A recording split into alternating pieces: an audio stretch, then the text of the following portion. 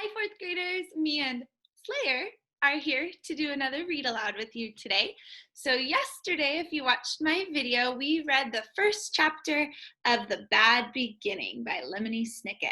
So we're going to read the second chapter of the book today. And I'll post a little assignment for you to do as well.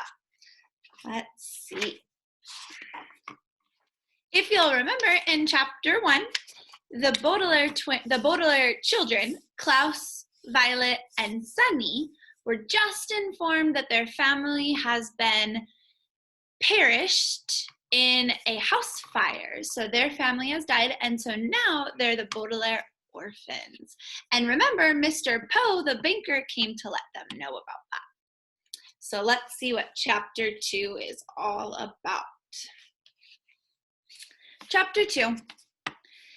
It is useless for me to describe to you how terrible Violet, Klaus, and even Sunny felt in the time that followed. If you have ever lost someone very important to you, then you already know how it feels. And if you haven't, you cannot possibly imagine it. For the Baudelaire children, it was, of course, especially terrible because they had lost both of their parents at the same time. And for several days, they felt so miserable they could scarcely get out of bed. Klaus found he had little interest in books. The gears in Violet's inventive brain seemed to stop, and even Sunny, who of course was too young to really understand what was going on, bit things with less enthusiasm. Of course, it did not make things any easier that they had lost their home as well, and all of their possessions. As I'm sure you know, to be in one's own room, in one's own bed, can often make a bleak situation just a little bit better. But the beds of the Baudelaire orphans had been reduced to charred rubble. Mr. Poe had taken them to the remains of the Baudelaire mansion to see if anything had been unharmed, and it was terrible. Violet's microscope had fused together in the heat of the fire. Klaus's favorite pen had turned to ash, and all of Sunny's teething rings had melted. Here and there, the children could see traces of the enormous home they had loved, fragments of their old grand piano, an elegant bottle in which Mr. Baudelaire kept his brandy, the scorched cushion of the window seat where their mother liked to sit and read. Their home destroyed. The Baudelaires had to recuperate from their terrible loss in the Poe household, which was not all agreeable. Mr. Poe was scarcely at home because he was very busy attending to the Baudelaire affairs, and when he was home, he was often coughing so much he could barely have a conversation. Mrs. Poe purchased clothing for the orphans that was in grotesque colors and itched. And the two Poe children, Edgar and Albert, were loud and obnoxious boys, with whom the Baudelaires had to share a tiny room that smelled of some sort of ghastly flower. But even given the surroundings, the children had mixed feelings when over a dull dinner of boiled chicken, boiled potatoes, and the word blanched here means boiled, string beans, Mr. Poe announced that they were to leave his household the next morning. Good, said Albert, who had a piece of potato stuck between his teeth. Now we can get back our room back. I'm tired of sharing it. Violet and Klaus are always moping around and never any fun. And the baby bites, Edgar said, tossing a chicken bone to the floor as if it were an animal in a zoo and not the son of a well-respected member of the banking community. Where will we go? Violet asked nervously. Mr. Poe opened his mouth to say something, but erupted into a brief fit of coughing. I have made arrangements, he said finally, for you to be raised by a distant relative of yours who lives on the other side of town. His name is Count Olaf. Violet, Klaus, and Sunny looked at one another, unsure what to think. On one hand, they didn't want to live with the Poes any longer. On the other hand, they had never heard of Count Olaf and didn't know what he would be like. Your parents will, Mr. Poe said, instructs that you will be raised in the most convenient way possible. Here in the city, you'll be used to your surroundings, and this Count Olaf is the only relative who lives within the urban limits. Klaus thought this over for a minute as he swallowed a chewy bit of bean. But our parents never mentioned Count Olaf to us. Just how is he related to us exactly? Mr. Post sighed and looked down at Sonny, who was biting a fork and listening closely. He's either a third cousin 4 times removed or a fourth cousin 3 times removed. He's not your closest relative on the family tree, but he's the closest geographically. That's why, if he lives in the city, why didn't our parents ever invite him over? Violet said. Possibly because he's very busy, Mr. Poe said. He's an actor by trade and often travels around the world with various theater companies. I thought he was a count, Klaus said. He is both a count and an actor, Mr. Poe said. Now, I don't mean to cut short our dinner, but you children have to pack up your things, and I have to return to the bank to do some more work.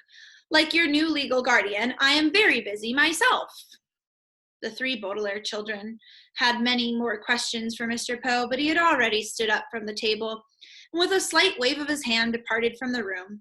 They heard him coughing into his handkerchief, and then the front door creaked shut as he left the house.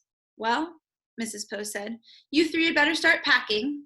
Edgar, Albert, please help me clear the table. The Baudelaire orphans went to their bedroom and glumly packed their few belongings.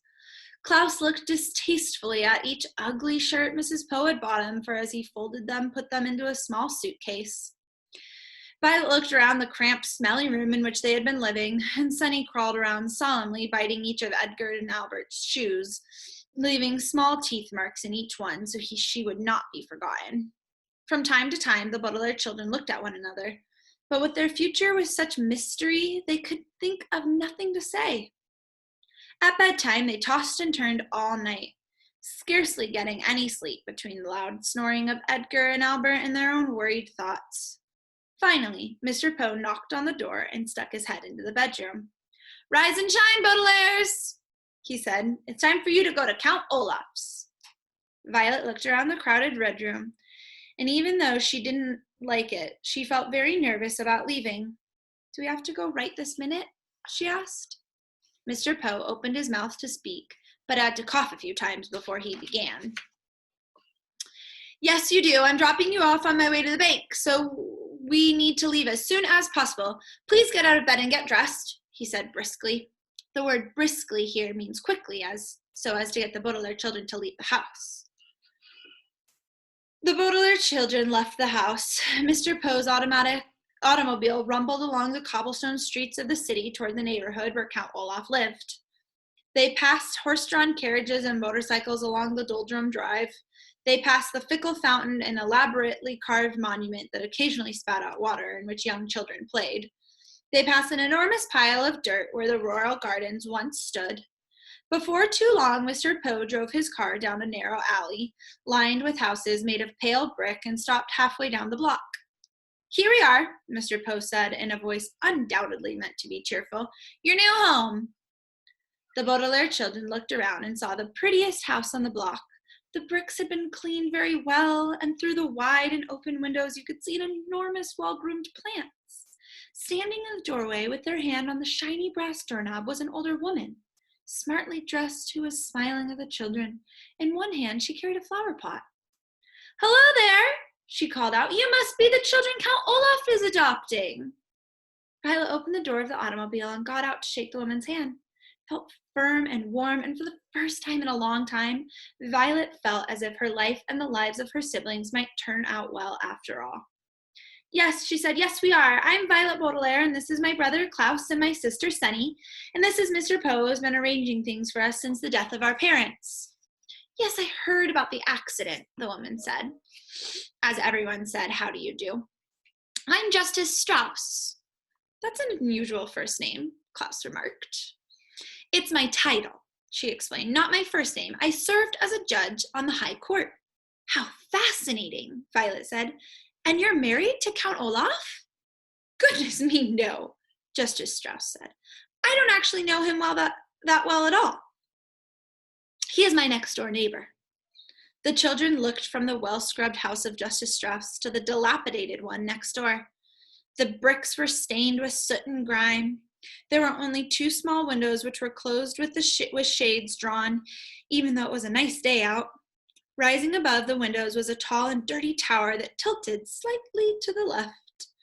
The front door needed to be repainted, and carved in the middle of it was an image of an eye. The entire building sagged to the side like a crooked tooth. "Oh," said Sunny, and everyone knew what she meant. "What a terrible place! I don't want to live there at all." "Well, it was nice to meet you," Violet said to Justice Strauss. "Yes," said Justice Strauss, gesturing to her flower pot. "Perhaps one day you could come over and help me with my gardening." "That would be very pleasant," Violet said, very sadly. It would, of course, be very pleasant to help Justice Strauss with her gardening, but Violet could not help thinking that it would be far more pleasant to live in Justice Strauss's house instead of Count Olaf's. Kind of a man, Violet wondered, would carve an image of an eye into his front door. Mr. Poe tipped his hat to Justice Strauss, who smiled at the children and disappeared into her lovely house. Klaus stepped forward and knocked on Count Olaf's door, his knuckles rapping right in the middle of the carved eye. There was a pause, and then the door creaked open, and the children saw Count Olaf for the first time. "Hello, hello, hello," Count Olaf said in a wheezing whisper. He was very tall and very thin, dressed in a gray suit that had many dark stains on it. His face was unshaven, and rather than two eyebrows, like most human beings have, he had just one long one. His eyes were very, very shiny, which made him look both hungry and angry. "Hello, my children. Please step into your new home and wipe your feet outside so no mud gets indoors." As they stepped into the house, Mr. Poe behind them, the Baudelaire orphans realized what a ridiculous thing Count Olaf had just said. The room in which they found themselves was the dirtiest they had ever seen, and a little bit of mud from the outdoors wouldn't have made a bit of difference. Even by the dim light of the one bare light bulb that hung from the ceiling, the three children could see that everything in this room was filthy. From the stuffed head of a lion, which was nailed to the wall, to the bowl of apple cores which sat on a small wooden table, Klaus willed himself not to cry as he looked around. "This room looks like it needs a little work," Mr. Poe said, peering round the gloom.